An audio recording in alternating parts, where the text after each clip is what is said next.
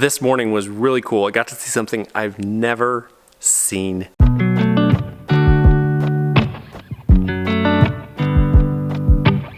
Today we had a really fun day. We got some hay, got some farm chores done, and went to a great event for our kids. We're gonna bring you along. The day started with seeing this thing that I've never seen before. I've heard of it.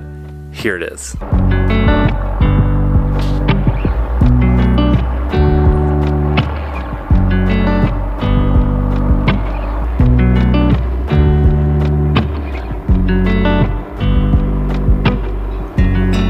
Have you ever seen anything like that?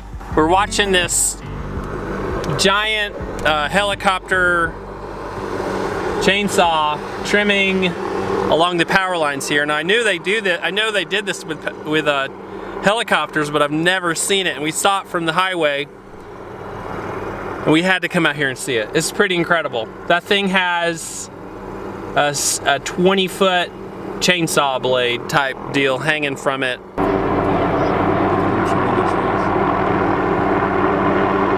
It was crazy. What did you think? The helicopter was cutting down branches of trees? Yeah. Why? Maybe to protecting the power line. Protecting the power line, you think? It was crazy. We saw a helicopter going along the power line of the high-powered, like the giant high-powered power lines, like on trimming the along the mountains. lines. Yeah. Did you get to go up to his farm? Crazy. Yeah.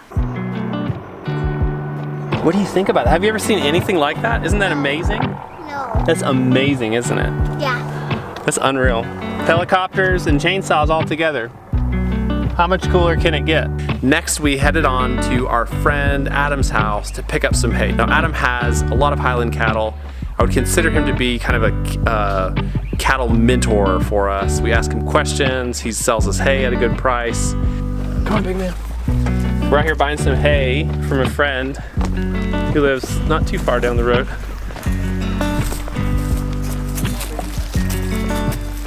What's his name? That's Butch. Butch? Yeah.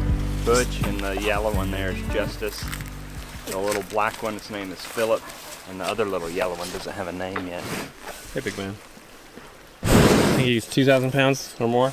Yeah, he's at least, well, Justice is 1,000. Wow.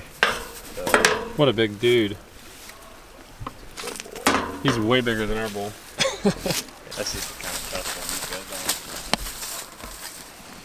And he actually lost his nose ring. He had one in, and sometimes the screws fall out. Yeah. You can see in his, like in the bottom there's a little screw, and sometimes that screw will work its way out. Why do you have him wear a nose ring? It's just for my safety. Yeah. It's also for showing at a certain age it's required for a bull to have a nose ring. And so you just clip a lead in there and then also halter them. And so what it does, it puts a lot of pressure on that part of their nose. And they're much easier to control. How do you pick a bull out? Like when you're looking at these guys when they're little before you castrate them? First thing, they've got to look like a bull. Yeah. I mean, you see them in the field when they're, maybe even the day they're born, and you're just like, oh, that's going to be a nice one. Yeah. And then you just watch it develop. You look for temperament and conformation. You want a nice square-bodied animal. You want good growth.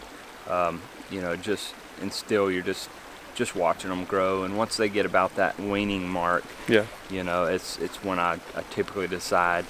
A lot of the young bulls I will cut or ban almost day 1 or 2. Yeah.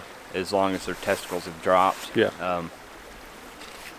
And I can make that decision pretty confidently. But there's some that just like they look really good, and I'll wait till 7 or 8 months old until I'm 100% sure that they will be or won't be. Yeah. Good looking cows. Thank you. I like his attitude, his face. He's just like, I don't know what he is. You've told me several times you're more afraid of a cow than a bull. Oh yeah. Yeah. I mean, they're just hormonal more often. I mean, if they're not bred, then once a month, they act wild. And if the weather's really good, or like especially these cool nights in the fall or coming into winter, they get really happy and they just feel good, and then they'll start acting crazy. But the bulls are always pretty even-tempered, and that is, I mean, like I said, I mean, you really have to look for temperament in a bull. And it's all like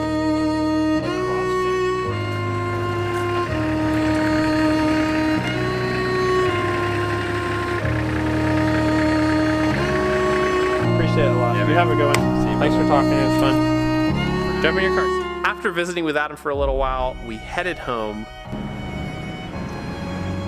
I let Brighton film. He's a great little cameraman, so I'm not filming while I'm driving, and this is his footage as we made our way home. You're filming now, so get some good mountain shots and tree shots, okay? Hold it real slow.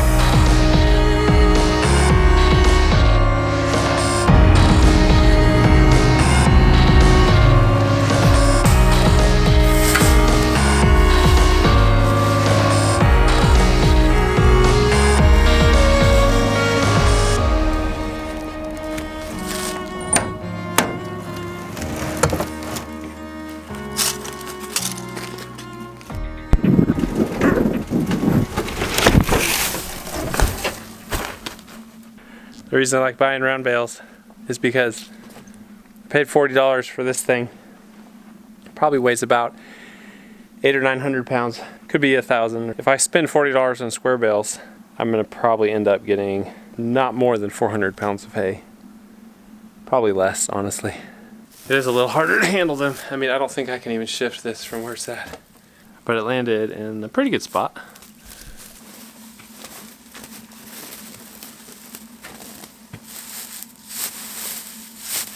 You can see that bale's weathered on the outside, but once you break into it, just like an inch or two into it, you hit some pretty good, actually nice green colored hay. It's pretty good hay, really good hay.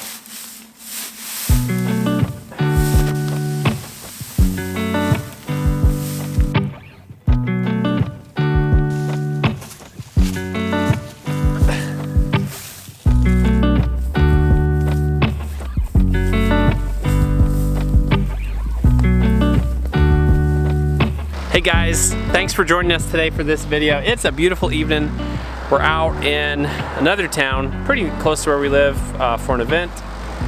Sweet little town, and we're gonna call this the end of the video. Neat day. We saw some really amazing stuff and learned a little more about cows. Anyway, hope you enjoyed it. We'll see you soon. Bye.